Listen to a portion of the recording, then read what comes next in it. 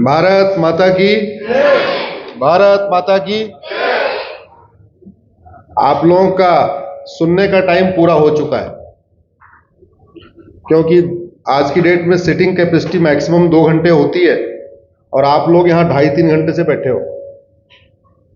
आपके लिए सुनने के लिए तैयार। तो मेरा एक बार आग्रह, थोड़ा से खड़े हो जाइए और थोड़ा स्ट्रेचिंग कर लीजिए। और क्या, क्योंकि अब आपको 15 मिनट और बैठना पड़ेगा। हाँ, पूरा लीजिए। जो लोग जानना चाहते हैं अभी चले जाए, बीच में ना जाए।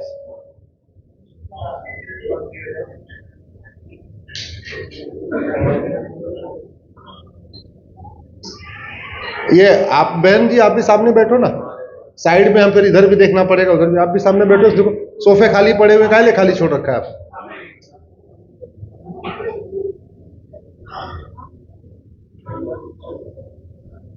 चीफ जस्टिस साहब मेनन साहब भी चले गए अपनी बात कह के।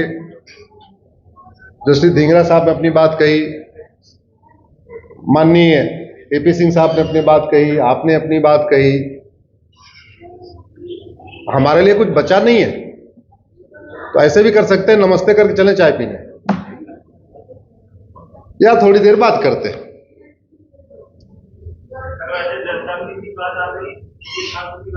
सबकी बात आ गई।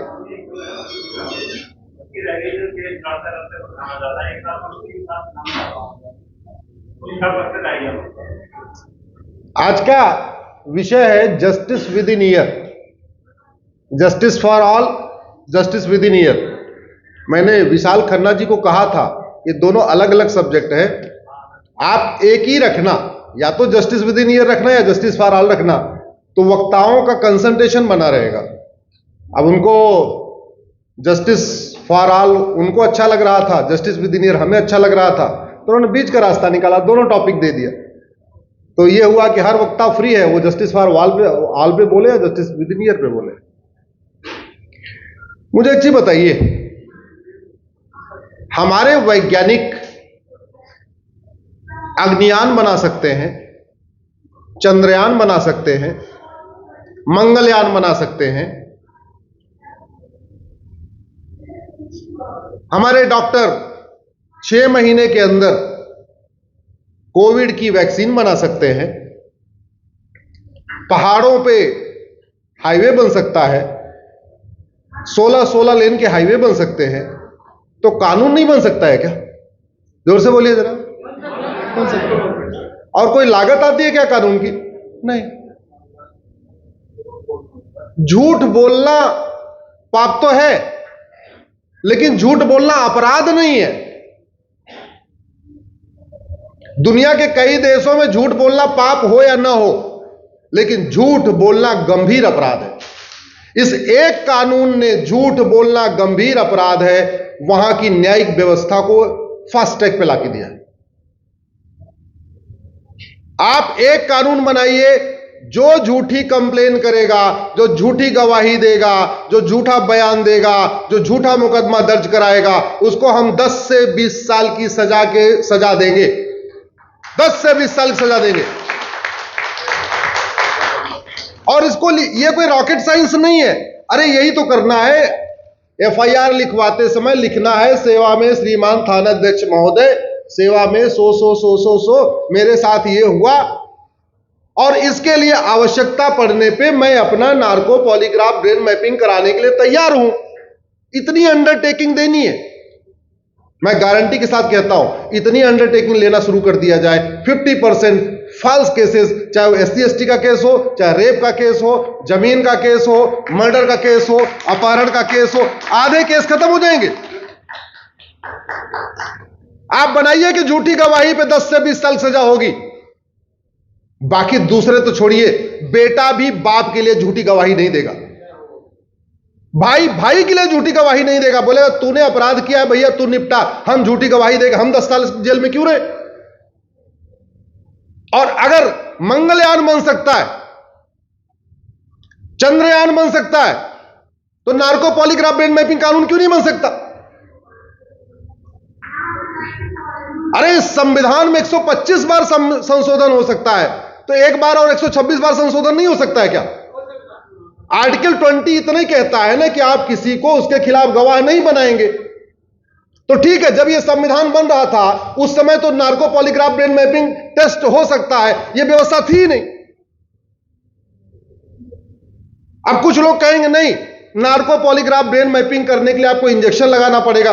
अरे भैया, दिल्ली वाले सुबह से लेकर शाम तक गंदी हवा ले रहे हैं, गंदा पानी पी रहे हैं, मिलावटी फल खा रहे हैं, मिलावटी सब्जी खा रहे हैं, मिलावटी पनीर खा रहे हैं, मिलावटी दूध खा रहे हैं। तो एक बार झूठ पकड़ने के लिए अगर 2 इंजेक्शन और लगाना पड़ गया तो कौन सी आफत टूट जाएगी।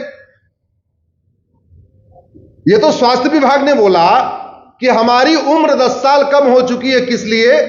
क्योंकि हम दिल्ली वाले गंदी हवा लेते हैं, गंदा पानी पीते हैं, हमारे फल में मिलावट है, हमारे सब्जी में मिलावट है, हमारे दूध में मिलावट है, हमारी हर चीज में मिलावट है।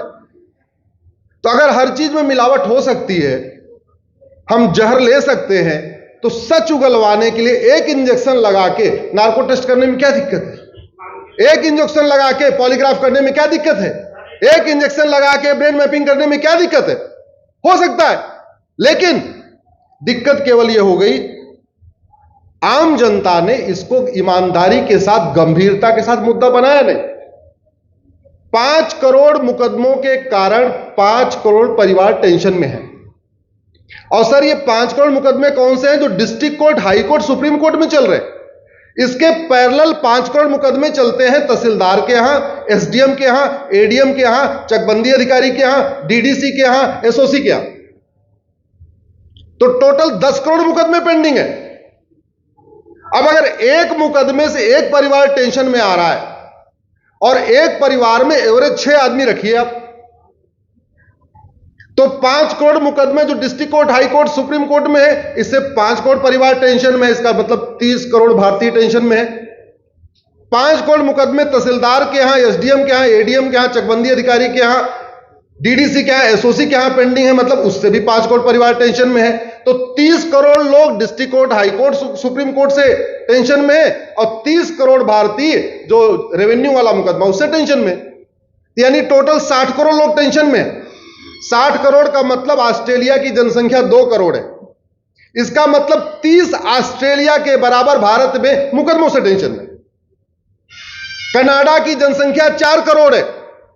इसका मतलब 15 कनाडा के बराबर भारत में लोग मुकदमों से टेंशन में। रूस की जनसंख्या 15 करोड़ है, यानी 5 रूस भारत के अंदर मुकदमों से टेंशन में। अमेरिका की जनसंख्या 33 करोड़ है। इसका मतलब लगभग 2 अमेरिका भारत के अंदर मुकदमों से टेंशन में। ब्राजील की जनसंख्या 22 करोड़ है। इसका मतलब लगभग 3 ब्राजील भारत में मुकदमों से टेंशन में। और समाधान क्यों नहीं हो रहा है? समाधान यहां थोड़ी निकलेगा।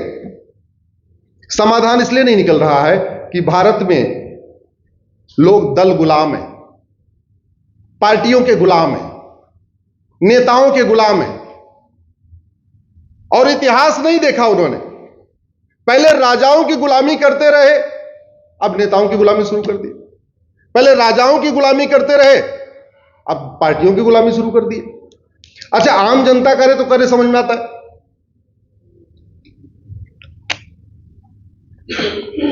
लोकतंत्र का चौथा स्तंभ जिसको हमने मीडिया कहा है, आज तक आपने मीडिया को पुलिस रिफॉर्म पे चर्चा करते देखा? जरा जोर से बोलिए। जुडिशियल रिफॉर्म पे चर्चा करते देखा? एडमिनिस्ट्रेटिव रिफॉर्म पे चर्चा करते देखा? गुलामी की पुलिस व्यवस्था, गुलामी की प्रशासनिक व्यवस्था, गुलामी की न्यायिक व्यवस्था, सब कुछ गुलामी का, मीडिया उस पर चर्चा नहीं करती।